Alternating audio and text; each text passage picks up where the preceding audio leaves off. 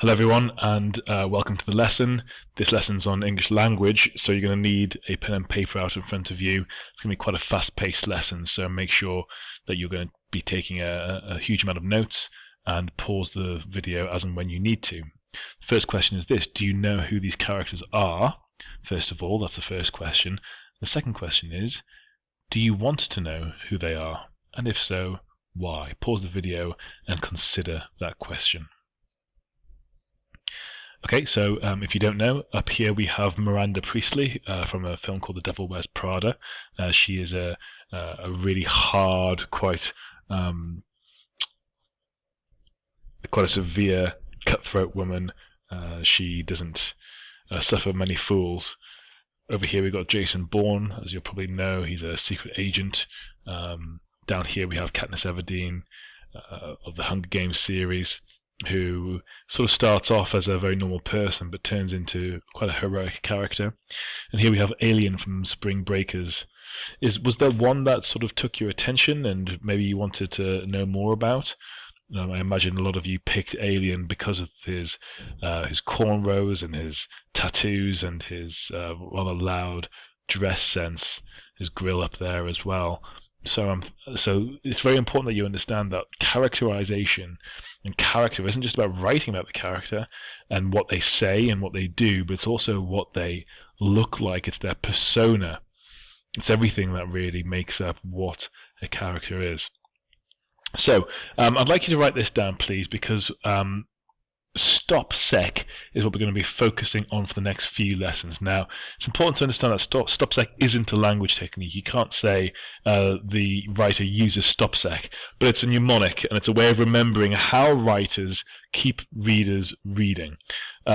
It's important to understand that no writer in the history of writing has ever said, "Oh, I don't want to make a reader read on." So this is a way of saying, as opposed to saying it makes the reader read on. STOPSEC is a good way of supplementing that term in order to try and get up to the higher mark. So you're being specific about what the author is doing. So go ahead and write this down: setting, time, openings, perspectives, shifts, endings, and characters. And today we're going to be looking at characters. So for this you're going to need to return to the characters that you invented a few weeks ago. Do you remember that character? And you spent quite a long time thinking about that character. Think about that individual now and consider, please, who would win the fight between your character and Donald Trump? Which football team would your character support, if any? Who would your character side with in an Inspector Calls? Which character in Inspector Calls would your character side with? Or would they be more on the older generation, the Burlings and the Mr. and Mrs. Burling, sorry, or would it be the younger generation of Eva and Sheila and Eric? And secondly, lastly I should say, your character witnesses the murder of King Duncan. What do they do next? Do they intervene? Are they the sort of person that gets involved in conflict? Or do they keep quiet? Are they quite mischievous? Or do they actually go and try and take the crown for themselves? Are they as power hungry as Macbeth is? Your decision. Could you write down your ideas now? So the thing is, without a character, you're essentially doing a description of a setting, which is pretty boring, and really characters drive the story forward. So I want you to think back to your own character, the one that you made a few weeks back, and I want you to consider the questions that you also answered. There's 14 questions here. You don't have to answer them all, but maybe pick 4 or 5 things that help you remind yourself about your character. Remember, we had Jesus here from The Big Lebowski, and Molly Gray as well from Peaky Blinders. So perhaps you can think about what their biggest regret is, a happy memory they had, 3 things they'd like to do before they die. Just choose 4 or 5 of these aspects to help you remind yourself about what sort of character or what sort of person your character is. Can you do that now for me, please? Okay, so what I'd like you to do now is watch a trailer for me. So if you go onto Google, please, and could you please type in Split Official Trailer 1 2017. I'd like you to watch this trailer. This is a remarkable film, but have a look at the trailer. It will tell you all you need to know. So go ahead and watch that trailer now for me, please. So hopefully you enjoyed that. I mean, it's an incredible film. Pretty creepy though as well. One person inhabiting 23 different personalities and 23 different characters. But the process of characterization is exactly the same, whether you're writing 23 characters or one.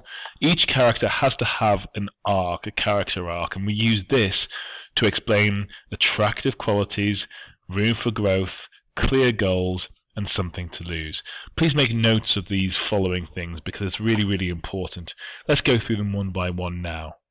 So A is for attractive qualities. So these can be either physically attractive qualities or they can be attractive qualities in terms of personality. Think about Le Chiffre here from Casino Royale. His physical traits are that he cries blood and that he has one discolored eye. These are really interesting and different physical descriptions that make him stand out from the rest of the characters. But of course they don't have to be physical attributes, they can also be personality traits. So going back to Katniss Everdeen, her heroic personality traits, her self-sacrifice and her generosity and her altruism are the things that set her apart. So again, you don't need to be a physically attractive, but you can also be mentally attractive as well, and it could be the inside of the character that really proves an attractive quality. But they can't be too attractive, and the reason is that dynamic and interesting characters always have a dark side to them. What are their flaws and what are their strengths? You need to think about their flaws, but you also need to think about their strengths. If you have a Superman character, people are likely to turn off because it's the Hyde to the Jekyll that people are interested in. Where is the room for growth? What's wrong with them? Why can't they achieve their goals? And this is something that we're going to look at in a second, but it's the duality of an individual character which provides a really interesting template for writers to build upon. Harry Potter, for example, is brave and loyal, but he's stubborn and reckless, and his flaws are that he's put himself and his friends in danger. And Frodo is selfless enough to take on a thankless and dangerous mission, but he's also highly dependent on the protection of his allies and very vulnerable to the seductive power of the ring. So how about the clear goals of your character? In the background here we have Harry Potter and Voldemort. That's always the clear goal. Harry Potter's goal is to defeat Lord Voldemort. Bilbo's goal is to help the dwarves reclaim the kingdom of Erebor. Hamlet's goal is to avenge his murdered father. Your character has to have a goal, and the audience need to know what it is. Otherwise, your narrative is totally flat. And why does your character have to get to the place that they need to get to? Why do they have to defeat that evil individual? There has to be a reason. They've got to have something to lose. It's got to be something more than just getting back in time for dinner, or because he fancies a girl. It has to be something deep and important. So think about what their barrier to the goal is. So what is their thing that they have to lose, and try to include it within your characterization. So in order to illustrate that these character arcs are present everywhere, we're going to read an extract, and we're going to try and answer these 4 questions. So what are the characters' goals? What are the barriers to the goals? What are the character's strengths and flaws? And what are the attractive qualities about the character? Let's see if we can apply this to our extract from The Road. So that's what we're going to do now. What I'd like you to do is click onto this link here, or you can simply type in The Road Cormac McCarthy full text, and that will take you to this page, the first one that comes up there. And it is this extract I'd like you to read. I just want you to read down to the bit where it says I know. So take your time and read through that. Okay, now that you've read the extract, can you answer these 4 questions? Can you identify what the character's goals are, what the barriers are, what the strengths and the flaws are, and what's distinctive about the character? Please spend about 10 or 12 minutes now trying to answer these questions. Pause the video and we'll see if we get similar answers at the end of this. And I should mention, like any good English student, we don't just want you to tell me what the goals are. It would be great if you can get a quote from the text as well to illustrate those goals. So off you go. Okay, welcome back. I hope you enjoyed the extract. I mean, it is a really fascinating book, and I think anything that is set in the near future and of an apocalypse is pretty alluring. And that then has to inform what the characters' goals are. So what are the characters' goals? Well, what they need to do is he needs to protect his son and survive this apocalypse. And the quote I've picked up is, when he woke in the woods in the dark and the cold of the night, he'd reach out to touch the child's sleeping hand beside him, just to make sure he's still there. There's a paranoia about him being left or the child disappearing, so this identifies that within this text. Next, what are the barriers to this goals? Well, clearly the apocalypse itself, but also the extreme winter and the weather that they seem to be experiencing at the time. And there'd be no surviving another winter here. This ominous foreboding, suggesting that they try to survive, or they have survived one winter, but another winter would be a step too far. How about number 3? And just to mention, your answers don't need to be the same as this, but hopefully you get something similar. What are the characters' room for growth? What are their strengths and flaws? Well, so what's wrong with this character? Well, as I mentioned before, he's paranoid. This protection is a strength, but it can also be something that leads to paranoia. He's alert, but again, that could lead to being hyper alert, and cautious could be overcautious as well. This element of anxiety and this sort of creeping sense of foreboding seems to be pervasive within this character. So as I've said there, paranoid, suspicious, possibly dangerous. He's got a gun. And is he fit to be a father? We don't know this from the outset. Okay, how about number 4 then? What is distinctive about the character? Well, it seems like he has no material possessions of any worth whatsoever. There's nothing valuable on his person at all, as illustrated by this final quote. He pushed away the plastic tarpaulin, raised himself in stinking robes and blankets, and looked towards the east for any light, but there was none. So, hopefully you got something similar to that.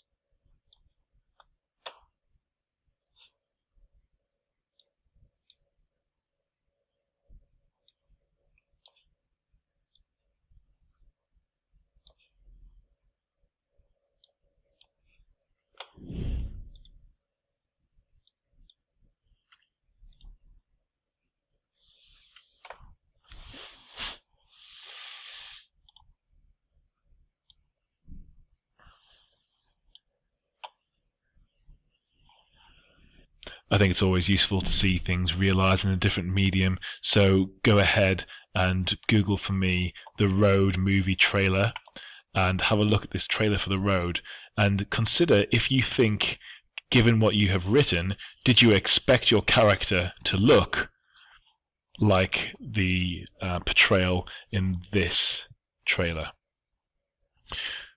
So the final bit of the lesson is this, and this is what I'd like you to spend the remaining time on. I'd like you to write an opening paragraph using your character in the voice of Cormac McCarthy. I've boxed this up for you, which I think might help. So all I want you to do is answer these questions within your paragraph. Where are they? What time of day is it? What's unique about the setting? How are the senses represented? And then maybe start a sentence with a simile, like the onset. Personify the surroundings. Water dripped and sang. Highlight the absence of senses, including sound and light. But importantly, try and incorporate your character into this paragraph. It should be about 13 or 14 lines. Best of luck with it.